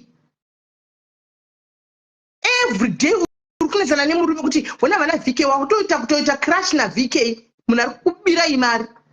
And he's taking from the vulnerable. Ari kutora pabrino shofungwa sweet tongue akakutambai sweet tongue yake, akakutambai sweet tongue yake, mubva mati zvaendwa. Chiraa chakandwa. Vakanoruvana emba izvoni, vakanoruvana nemurume, hausi murume iwewe, hausi murume, wona mumwe avhurigwa saluni, avhurira mukadzi wake saluni, avhurigwa mukadzi wake saluni, inini handina ndakangundadai, ndinyanye. Kuti ndogwa nevarume kumba, musaluni ndakavhura nemari dzavanhu. Kana usina kuvhura tora mari dzavanhu, ipa mai ava mari yavo. VK upe mukadzi wandakambovhinga kutanga 10,000 pounds mari yake. Toza kuti mari yako. Plus uwe mari yacho unoti unoita unohasla unoshandepi? Unoshandepi?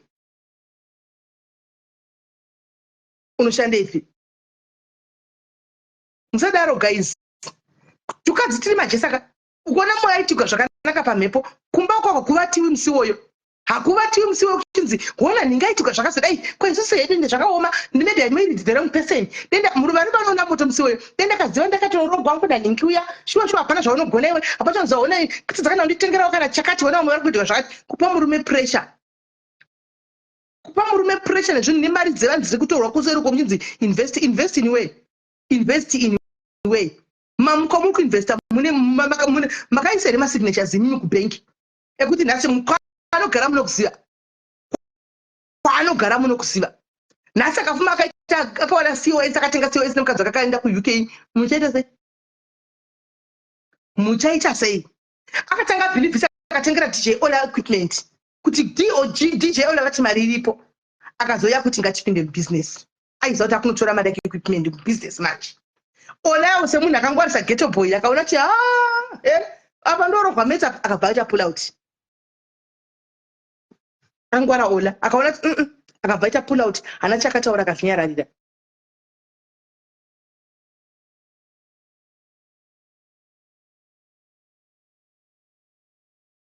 Musimudyiwa guys, musadaro. I'm just trying to tell you the truth. Zviri kwamuri kuteerera kana kurega. We are just telling you the truth. Zvinhu zvinenge zvichiitika kunzoko. Handiti ndakambomuvinga pekutanga this guy, ndakuudzai iye kana akanditarisa toziva. Ndini vaya vakakuvinga kuseri vaya. Ndini ndichiti kune mukadzi we10,000 pounds. Nhasi tadzoka namai ava $100.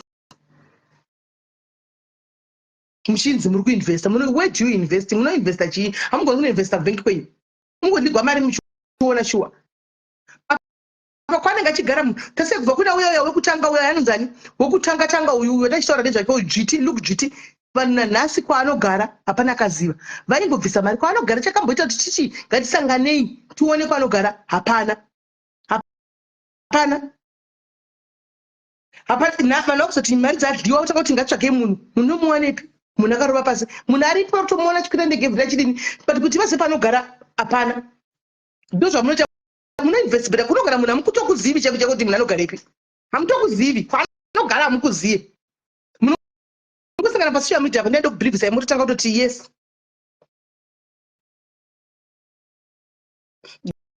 Guys, amenei. Itai investai. Zvokuti akutoda kutofamba iye asati akura hana business hombe rinobhuluma. Strive masei wakakuvinga achiuya kwauri achiti ndoda kubatsira. Andika ndoda kubatsira kuti business rako risumuke. I would listen. Because ndinoziva kuti muridzi weEconet, muridzi wechakati ane mabuilding pakadane ane munhu ano yes ndingateerera. Vhiki yana chinza kuti ndoda kubatsira business rako rikure, iwe rako riripi rakakura? Tuone rako iwe rakakura. Where is yours? Tinde kumamiliyoni neto wakutodzidzisa vanhu business rako rakakura riripi? Kana uri expert yebusiness, where is your own business yakakura? You teach people what you have. You teach people what you have. Ungoti vadzeni kuti business inokura sei? Iwe uchiri kuita business racho ita rako tione kuti rikura. Uye tichatsokona kutobuda pamanewspaper pamaTV chinzi akura une business yakada tizoti zvokwadi. Musadaro guys. This is wrong. VK, it's wrong. Now I ignored it because ndakaona kuti ndikakuitira live paya pakati mukakuita live maya vanhu vapi mari yavo. Inini I wanted that lady kuti apiwe mari yake. So I did not do the live. I did not talk about it. I kept quiet. Because ndaida kuti mukadzi uyu apiwe mari yake. But still you blocked her. But nhasi kwazouya mumwe wechitu anetori iri fresh. Ndosana ndati aiwa my brother kuti ndichauya kuinbox nenhafu yakandipindura last time hazvishashandi rega tichingobaya palive unozongonawo palive dzavamwe dei paya pamunonga kuseri paya uri socialite uchiteerera ndauya kuseri nokuti ipa mai ava mari yavo waingovapa zvisina kuuya panapa because kune vakawanda vanga vari murodhi uda kuzoinvesta manje hakuchina investment ichauya nokuti ende hakuna chinonzi investment, hakuna investment yauri kuita, uri kungotora mari dzevanhu. That's wrong. Vanhu vari kutambura, everyone is suffering. South Africa kwakunomira zvakanaka izvozvi right now guys as we speak. Ku-SA hakuna kumira zvakanaka uku. Dhudhula iri kudhudhula vanhu zvokutodaro ku-SA uku. Vanhu vari kutya, vanhu vari kutadza kufamba vari kudii makuwa, pese pese vanhu vari kunongwa. Timu SA ndiri kunyepa here. South Africa hakuna kumira zvakanaka as we speak guys. Vamwe kutotara kuti zvina nditendede kumba chipacho tega. Nokuti zviri kuda kuitwa zvina kumira mushe. Vari kupinda mudzimba vachitora vanhu. Vanhu vari kutambura tiwane mari iyoyo kubuda kuita ine kubasa ngachita kubuda akawanda kuti oenda sei kubasa. Iwo just take mari dzevanhu and then kuti uri kuinvesta. Chicha unoinvesta une business ripi unoinvesta une dairy bot. Uri kugadzira mukaka here. Une olive inogadzira mafuta here. Building yauchadzo unoti ndikuita maproperties andikutenga chisa vanhu madzimba chidini iri kupi? Building yako imba iripi ku Cape Town ikoko ku beach uko iri kupi?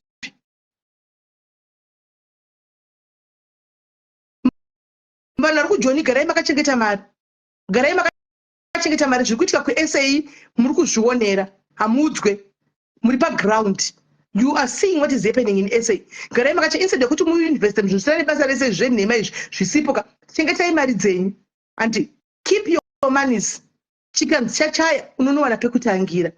Handiti vanhu vari kutsvaga kurarama, muri kutsvaga kurarama. Everybody ari kutsvaga kurarama. Musadyirwe mari nana VK yavo. Musadyirwe mari nana Lukuzviti. Musadyirwe mari nevamwe hameno vanoita zvemainvestment zvobobo vakawanda. Vakatowanda tiwaita tivazivi. Vakatowanda. Zvakafanana nekokiyo iyi. Tanozongoiwa yaputika. Tasingatombozoti kune zvinhu zvakada zvichiitika because vanenge vari masilent people. Havasi vanhu vanolauda, havasi masocialite anenoise. Masocialite aya akanyarara saka zvinenge zvichingorohwa underground. Anoita basa navo tega timboongorora uku. Hapana because vanenge vakanyarara vachingomaita their own business. Rekubirana ikoko. Saka unenge uchida kunodenda vanhu kuti ndimboongorora kuti apaitwa nezvei. Haudaro. Anolaudwa vanolaudha vashoma shoma chikwata chinongolaudha isusu tiri vashoma stereki. Ndise munogara makaisa maziso. Muri kutobirwa mari kwakanyarara ikoko ndo kwamuri kutotorerwa mari dzenyu. Musadaro guys. Ndangoti ndikuudzei. Musanopa mari kukwira ndege munhu kubva ku UK yakaenda kuMalawi kunoona Bushiri. Kukwira ndege munhu ukabva South Africa chienda kumalawi kunoona shiri kuti kwaiti kuenda nonamatirwa naprofeti iwe augoni kuzvinamatira. Salvation yako iwe ndiwo nayo ndiwo wakaibata augoni kunamatirwa gomba kwako. Game rose rakaita muese kusvika abude zvekutiza dei anga asina mhosva asina zvese zvaitaura money investment ndwatondwa dei asina kutiza muesa dei achidzokera izvozvo government yake ikuramba naita kutongwa nyaya dzake kuSouth Africa ikuramba naye kumalawi inorambira ine kana asina inongoti ndinoclear kanyaya zita rako hauna nyaya you are just clean just go there vanokugadzira nyaya unoclear zita rako but no akatowabudi mwapindi muesa akaprefer kuti mabhizinesi ari kuesa ngazvisare kusara vachitomuranira vamwe vake maloyal bridesmaids ari kurana zvinhu zvake muesa vachimutumira mari vachiti aone kusaidi tikazvitaura kunzi touch not my papa but is the truth ndochokwadi chiri pachena kana ari vasikana vanobuda magirlfriends vana vavatana muti chamuti vangani munenge muchizviona but muda kuzvignore munenge muchizviona menda kuzvignore kwira mari ndege usina kunobuda malawi unoitepi uri kuitepi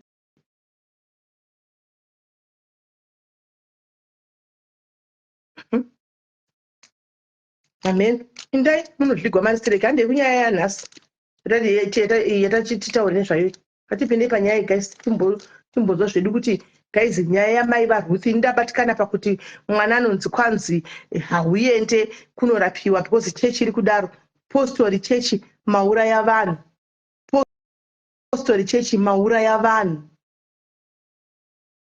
kuda kungoneswa mamusoro kudai napapa vamwe kuda kungonovatwa nanapapa vamwe vacho kuda kungonokwirwa nanababa hapana napapa hapana chinenge chiripo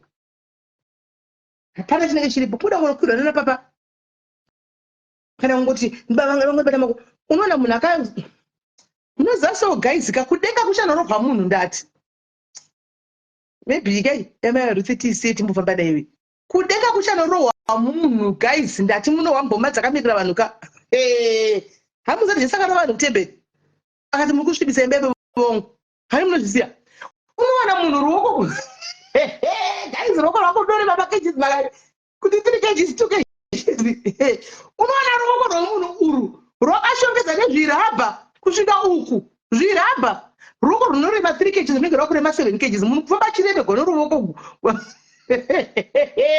rwakazara zvibhande zvibhande izvi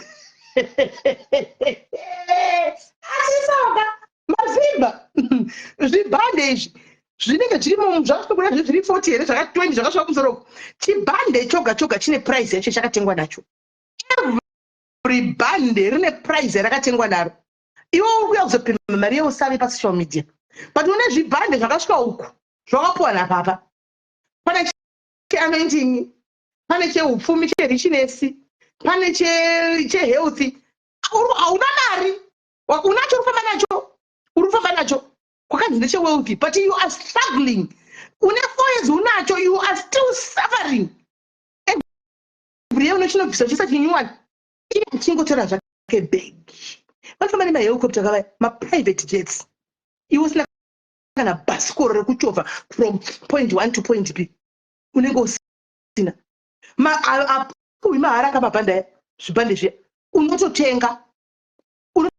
unototenga izvo zvinokonotenga olive oil yangu kumashopu 20 liters ndoyandoisa muzvigaba zvangu muzvibhodhoro zvangu panapa handika ndotokanda tine anointing oil yatinayo maoil ekuti chero kada kumweya inodzinga mweya yetsvina inodzinga chii inodzinga zvakati vanhu chii minyama yese kumba and watinoti tenga olive oil inenge ichiita $200 matengegwa inoitwa 2 gallable mazimba and to tell you the truth hamudi pana panenge zvichimati zvinhu zvakandiomera zvinhu hazvisi kufamba hei ndikuroyiwa ini ndinakambobvira dzakuroya kana thank you my guru hauna hama yakakuroya unotori nemweya weurombe ndiwe hakuna kana hama yakambokwisa mweya yeurombe iwe matitoko ndiwe rombe racho because kamari kawawana handika wawana $50 instead of you ngawana $50 rega ndispine $50 ndiwane $70 uri kuenda kunopa papa saka rombe ndiani hakuna hama unototengana nyama dzakoti vari kundiroya, vari kundisimudzira mweya yetsvina, vari kuda. Hapana chavakambokuita, hapana chavakamboita. Rombe ndiwe uri kuzviroya wega. Mafirst towel aya, first towel rinenge rine fesi yapapa. Ndichatengesa mafirst towel anenge ane fesi yachisimeri pano. Ndoya nawo nchiti 20 pounds munhu. 20 pounds. Nemawandiro atakaita ndoita mari. Guys, ndoita mari. Ndoshamise kuti wazoda kugeza nefesi yangu. Chashamisa chipa fesi iyoyo yakatozvishadzira kudhara. Chashamisa chipa fesi iyoyo. Uda kufamba wakatakura fesi ine nesimino iyoyi iri patauro. Ndozvamunoita. Fesi yakashata dzemaprofita mazhinji akashata. Akashata maprofita mazhinji. Masi fesi yangu kapesa pasi. Ndiwa munenge muchimanya kunotenga. And they don't come cheap. They don't come cheap. Munenge muchimanya nazvo, makatakura nazvo muchifamba. Munhu ane tauro, ane toothbrush, and vanochama nebrands enyuka. They know how to manipulate us. Vafundisi baba. Kune tauro, achaita toothbrush, agoita cup, agobva kucup, agoita plate yacho, agobva kuplate, agoita key holder, agobva key holder, agoita anointing oil, agoita maristi bands aya mabracelets, agobva pa agoti ichi. Ndati hazviperi each and every time. Each and every time anenge achibura chinyuwani. Saka uchagara uchingovapa, anonotenga kunoda chibage kurengi uku. Chinenge chita $12 12. Oya nacho oti muguri 1 uyu uri anoendedwa chibage uyu $1. Iye atenga zviri 12. Honai hustling yacho vakangwara. They manipulate our brains. Anotenga $1 zvibage 6. Auya $1 akuita $1 awana $6 per dollar. Emissions chiri anointed. Mese kumanya kutenga chibage zviri anointed. Apana chavasingaiti Seraph. Apana chavasingaiti makalenda aripo, t-shirts, ngati t-shirts kuita makala ose green, red nasukanzi chikuda yellow. Makana konzi ngatifeke ye green. Sura makana konzi ngatifeke ye blue. Sura makana konzi ngatifeke yakati. Ani mwana. Aswera. Ngatifeke yakati. Andi maona. Ese type yese. Yemakana. Akasiyana. Guys, katina matei mwari kuti kumuo kunamata vanhu. Let's stop this idol worshiping.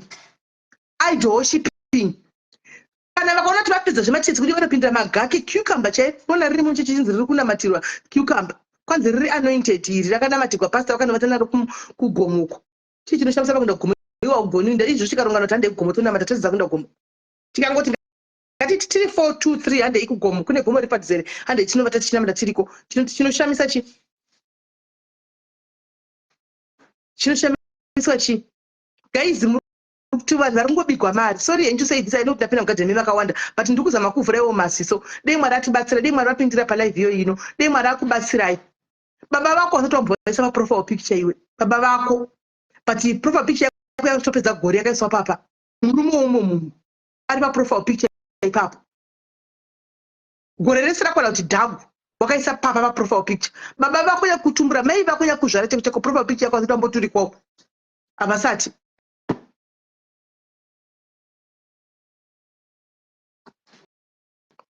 Guys, muchabigwa mari musina kusvika mati baba nemuridzo.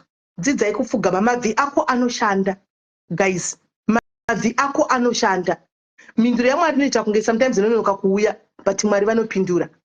Minduro yaMwari inoshanda, ende muzive kuti Mwari havambofi vakanyarara. Mwari havambonyarari. Vanotopindura chete ende Mwari vanototaura. Dzokerai pana Mwari, mumire panzvimbo muti Mwari takuya munavate munoti Mwari havakuzarurire here mega. Baba varora vachikufamba kuda kungobuda pakamera chete. Vachapedza ndavabudisa vanyazobuda. Mvura dzingangobeya kure. Mukati live headway ndipeiwo drink munongopiwa. Muda kutindira kuda ngoti muzoti kwai batibuditsire handiti zvomwe, but munongombeya fire kwangu. Animona, guys, ngatizive kuzvinamatira tega sometimes. Ndiwe mukuru, mira panzvimbo wega unyatsochema kuti Mwari ndauya and I'm challenging you. Munozvete vanhu vebute. Vanhu vebute vanoita vega zvinhu zvavo. Vanotokuudza kuti isi hatitambidzani bute. Ndinotenga ndega bute rangu, ndodzoka naro ndoga. ndoya naro ndotaka kupira ndogamutsira ndopfugama ndiri 1 muchirumu make achipira ari 1 achitaura nezvaanenge achitaura nevanhu vake vanenge achitaura navadzimu vake ivavo. Isusu toda kutanga tenda kunoti tisvitsigwe namufundisi. Ko vebute vari kusvitsa vega wani? Vebute vari kusvidzigwa nana?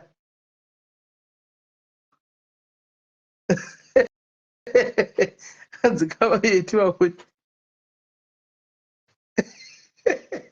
honda zvinhu bva kubasa avanoshanda chirungu ka vanoshanda zvakanaka chaizvo chirungu chaiko chaiko tanga kuchitangira na7 na3 o'clock vanenge vapedza. Sometimes vanoita kana 2 days achishandira pamba vari palaptop yavo vachanda zvakanaka zvisingaiti. Memwana vasaizokuro unorova mazishifts memwana asi achanda zvakanaka chirungu chaicho. Amoni ngai watsitsi wheels so guys ngatidzeko zvinamatira tega ngatirege kuramba tichingotenderedzwa nevanhu ava pamaplatforms. Ini ndichazvitaura hangu nichamira pachokwadi guys, ndicharamba ndichizvitaura kusvikira vamwe vedu maningirira masvinura guys, because it's so sad tichiona zviri kuitwa pamasocial media platforms kunana TikTok, Facebook, Instagram, YouTube nesu nevamwe vedu. Uchatsona kuti uyu mukaenda kuprofauka kwemunhu anenge achipleja mari kwana papaka ukaenda profile ndokuonongoti mwari unotonamata kuti mwari dematibatsira mwari kuona izvi kuitika mwari kochii munhu atodaro rubatsiro but akunopa papa vanotora nebank statement yakatsemuka kudhara iri kuita kusafema nemari. Anohanzi yaruthi. Alright, yaruthi guys, I'm just going to give you 30 minutes chete. 30 minutes was ndokuenda kubasa. Kuenda kubasa. Saka ndokungota 30 minutes chete and then I'm off. Come on camera, this things are good. Right. And 30 minutes hands open their eyes maybe. Ndicharamba ndichingotaura ndichienda. Avadi kuzwa chokwadi. Chokwadi checho avachidi.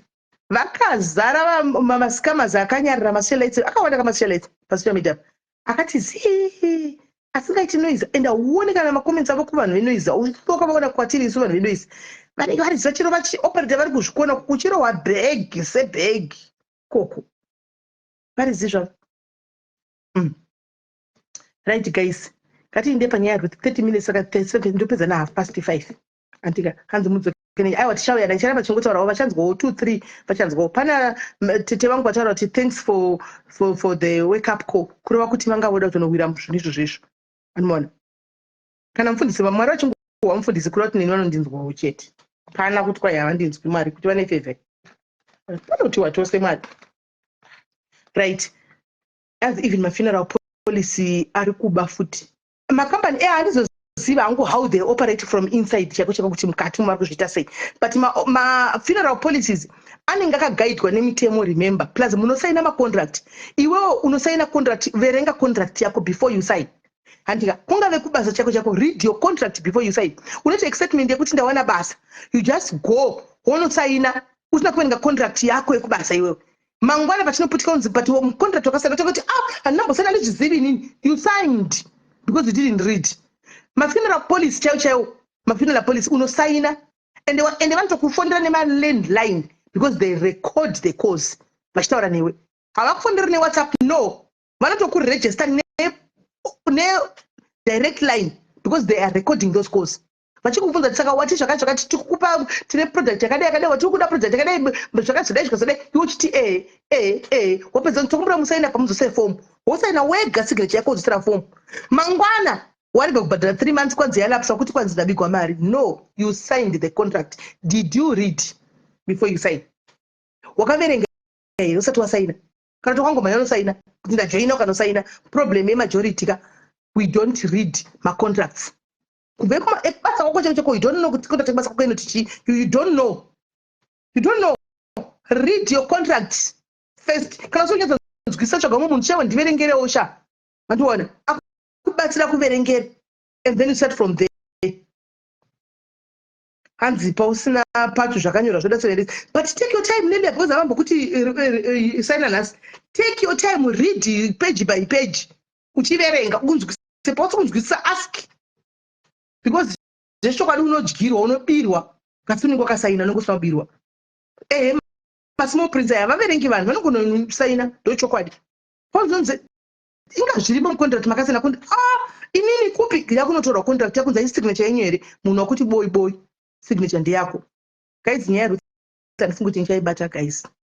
I think ichabatwawo kune mamwe maplatforms. I don't think kuti ndichaibata kana kuti regai ndidhimebe auye ameno regai ndidhimebe auye ndiani anoda kuita live apa arikuda kuita live ndiani mutaure nyaya yaRuth ishi inda kuda kutogadzira kuti ndibike inini guys handisati ndapindwa nechiuk chekuti murume anozvibikira aiwa handisati ndapindwa nacho ndichiri kubikira baba time lulu time ndikuenda kubasa time I'm going to work saka time manje ndoenda because ndoda kubika inini ndichiri kubikira murume kuti kai varume tinochinjana kuti munhu ngabike aiwa inini ndobikira murume wangu ndikabva kubasa ndinotobika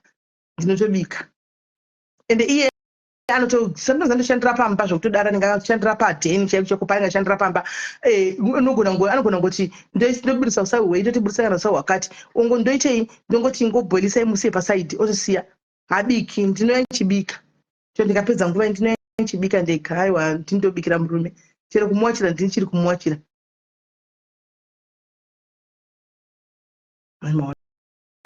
hanzi maona mukadzi akafa kuteka achigadzigwa magaro ndinotaura nenyaya dzandoda kuti taura tichataura mangwana iyi yaRuth nhasi ichiri kufresh umwe anogona kuuya anoda kuita ke aitaure hanzi I've been thank you well done mai vana well done nyangwe neni ndinobika aiwa ndinobika handisati ndamedzwa ndinobika ikuku chero ndakauya na8 ndinototanga anoziva kuti nhasi vanouya vari kuuya na8 ndichadya na half 8 no problem hapana chakashata anofanira kungonowo drinki wotora zvimasnacks achidya ndinotobika hanzi kubika kupi kwacho kubika kumunobika kumba kwenyuzvi tinobika isu tinobika ndinotobikira murume wangu tisina anti ini kuve South Africa cheko pana ndina naanti but bika ndaibika bikira murume ndaibika ndoga. Thank you Memati, very well done. Good. Ndikuona mwatika isati chabiki tozodidi no isi nini ndinotobika andireke kumbikira. I'll keep on cooking andireke kubika chero kuwacha ndinotowacha ndini zvese pane takangozogadzisa 1 or 2 zvinoita zvekuti kumongozo kuAfrica munhu aingojaira ngoti takazongoti aiwa kamaika iwo apa so you know yes ukabvisa socks rako kanda washing basket wangu kanda washing basket sikazongosiya apa because ndichaya chibika ndoona otherwise aiwa kujoni uko magara munobe kunoko Alice aungazvi understand ndichazozvitaura one day aungazvi understand zvikunoko aungazvi gona zina person to the right we are wabikire my best so guys ndito nemunyaya ndoda kuti sotaura part not to get kuzona tikozotaura mangwana at least mangwana ndinenge ndiripo panera dzoka basa ndakarara ndikamuka tonyatsotaura neni singaendi kubasa mane ndisingadzoke neni chizoenda the day racho saka we can talk mangwana and so guys ndinga intent handizoti aripo era anoda kukwira kuti mumboita muone new phase aite live regain tsvage dhimbe uye mutaure nyacho yaRuth yoyo handika muchionawo ndichingofollow up because ndarwadziwa semapostori asazodaro nyaya yangu yanga ingochema nenyaya dzevanhu vechechidzi kuti musadaro munhu ngaende kuchipatara musarambidzwa nokuenda kuhospital haminoti doctrine yenyu makuiwana kupi yekuti vanhu ngasaenda kuhospital munhu anofa munhu anofira mumba achinzi akaenda kuchipatara anofa so right now munhu afira kuchipatara izvo zvakuti takakuudzai ndozvanenge kutotaura takakuudzai kuti munhu asaenda kuchipatara yes joy maona ndakuta kuenda manje ndakakuudzai kuti musaenda kuchipatara ichechi saka maona kuti munhu atofa but sisi tikuti munhu ngaende ora joy yatoda kuedwa tikuti munhu ngaende kuchipatara ndechechi vakandirwadza zvisingaitwa nechechi vanhu vanotoda kutoenda yes joy sorry ndatozobati mama kuenda isimele muribo toda kutenda kane zvibasa rawakabata joy you did a very good job thank you very much very much zvawakaita unongoziva kuti kumakwedu kucommunity kwedu kugara kune backlash unongombotadzi kunzi wakadla mari zvagara usina sent rawa ndogara ndakazvitaura pandikati vanhu vasingadli kana sent ndo vanogara vachinzi vakahlabaridza vanhu vanodla mari chaivo vakanyarara vari zimasocialites tiri kuita they mind their own business vachirovaridza vanhu kuzvikora auye havataurwi but anyway, Sisimeli, one thing that I love about you is most of the time you just don't pinpoint fingers at people, you know, munomirira kuti muone kuti zviri kufamba sei. Nyaya iri kurwadza Sisimeli, ndanyatsoona pamusoro nyaya dzechitendero. This is, you know, zviri kubata-bata, this is so heartbreaking Sisimeli kuti vanhu vanogara pasi voronga dhende ravo vachinyatso hanzizvoni mwana uyu Sisimeli hapana kwaakanzi akwanise kuenda kunorapwa. Asi vakatongogara pasi vakaronga vakati no ngatisamuendesai ngatishandisei mari so vakaita zvavakaita. Ini nesisimeli kana makanzwa zvainzi ndakapopota, that voice note sisimeli ndakatumirwa mavoice notes ndakamatumirwa zvemavoice notes obo ndikati handibati nyaya dzajoini ndikati handiti nyaya dzajoini ndakapopota. Chandairwira sisimeli kuti mwana aende because ini ndakavabvunza kuti makanga muri kupi mwana uyu paakanga achine nyama achikwanisa kunonoitwa operation. Izvezvi mwana asara mabhonzo apera handiti anonoitwa operation pai. Takutanga kutaura zvanzi mwana ngaende kuoperation nhasi. Paifamba makanga muripi nemari. Mastatements awo sisimeli, they were just so too much. You know, kusvika ndakutukana nawo. Apo sisimeli une pressure uri kunzi wakadya mari. Mwana hasi kuenda kunorapwa. Ini kuzvibvunza ma-questions why. But ndakati mhuri iyi sisimeli handisi kuzomboiadresa. Regai ndimirire musi uchita sei uchabuda nyaya. Today is the day. Funga makaona nyaya yakabuda yega takunzwa kunzi kune mari dzakazobiwa zvikazodidi. It's not fair. Munhu wandiri kublema sisimeli pazvinhu zvese, even amai vaRuth sisimeli, regai ndikudze chokwadi. I blame him. Mastatements awo akawandisa sisimeli, muri munhu mukuru. Mai vaye she knew exactly what was going on. Yes. Nigel knew exactly what was going on. Shamwari yemusikana uya yakaita gambling nelife yeshamwari yake. Muri kunzwa sisimeli kuti ini sisimeli ndo yatsoza kuti sisimeli vari kurwara. Ndo yandogadzira GoFundMe ndichiziva kuti handakwa ndiri kukuendesai. And I think Ruth anogona ngaisaziva but vaimunyepera kuti madoctors ati zvakati. Vachimupa hope isipo. Saka chingoripo ndechekuti vanhu vese ava sisimeli they should be investigated. Sisimeli, that is a lot of money. 80,000 is a way lot of money. Sisimeli kuti inongonzi yaienda nemhuri kungotora vodya zvavo tanga kutaura rubbish. Mai vaRuth sisimeli vakabvunzwa ma-questions. Mari inani ina Felix. Zvakati zvinani zvina Felix. The next thing aiwa ndaiswa pressure. Vakaiswa pressure naSaru pakudii.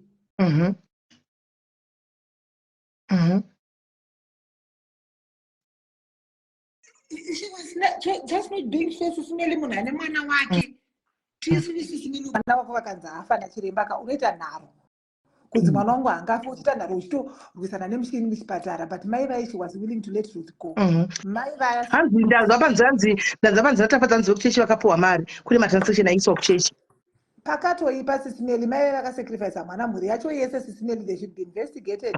They took advantage of fellow Zimbabweans. That's not fair. Unoona chijoyi ndakamboda kupa heads up ndikati no rega ndione kuti game racho riri kupera sei. I didn't want to get involved. Ona pane pakataurwa kunzi Joyi kanzani mwana uyu Ruth pakumariro namai vaya vaiti Joyi wakauraya vachiti ndakaenda kunoona Ruth ndikati Ruth kundiona vakatanga vati Ruth anga asingasatauri.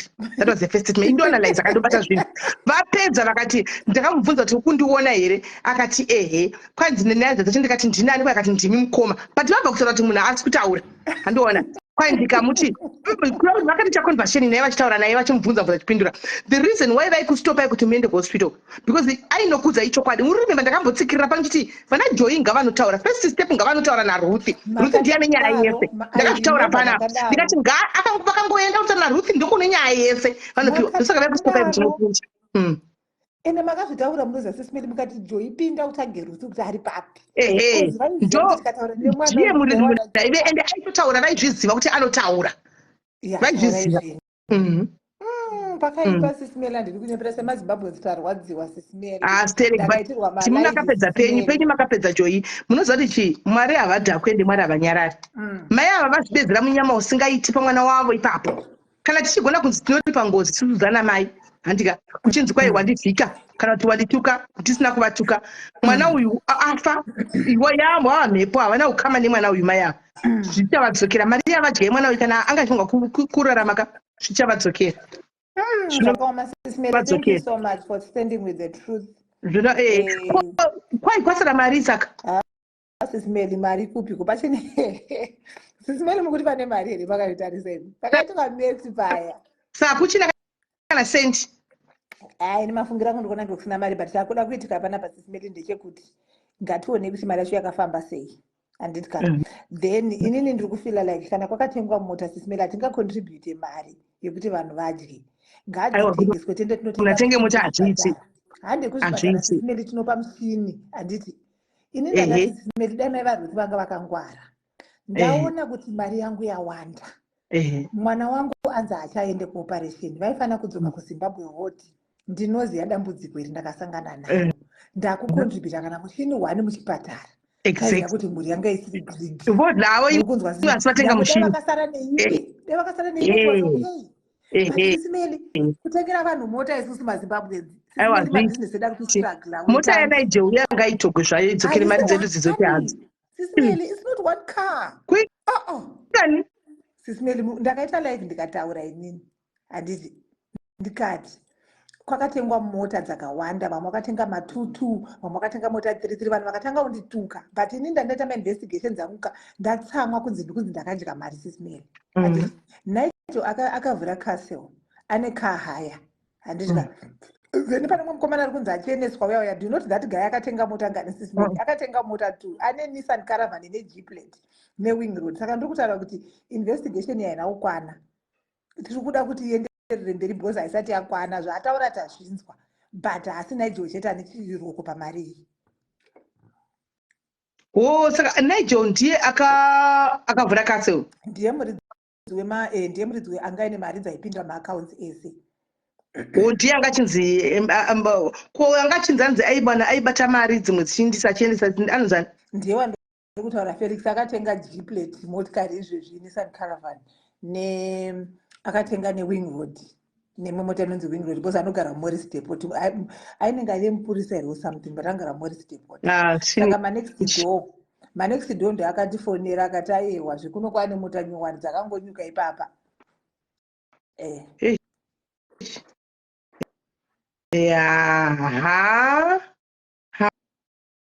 Zvakaoma. Zvakaoma. Amene kuti izvo zvanonzwa sei vakavata zvisati vakaurayisa munhu angane avo vanga vaita kuinvesta vachitambura kudaro kuti agozoita something papenyu kuvachengeta.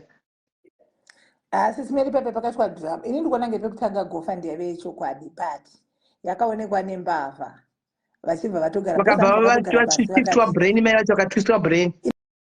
I think pane munhu akatonotamba nemupostori akavaudza kuti vaudze kuti mukaendesa mwana kuoperation anofa. Apo mari yange ita sei yange yatoungana. Vavati saka toita sei nemari. Mari bva yatanga kudyiwa Sisimeli. Because mari yakadyiwa. Mari yakadyiwa. Ndozoyachira zvekuti kuIndia zvehospital kuIndia vachishwa kuti munhu anoenda kuchechi. Vakatofona Sisimeli kuIndia ndikati ndanzi kuIndia zvanzi uyai makadaro. Vakatanga kutsika he moyo wazonzi wapera he chakati chazodakana Sisimeli. Kwanzi doctor azvo yakazviramba hakuna zvinhu zvakadaro zvakataurika.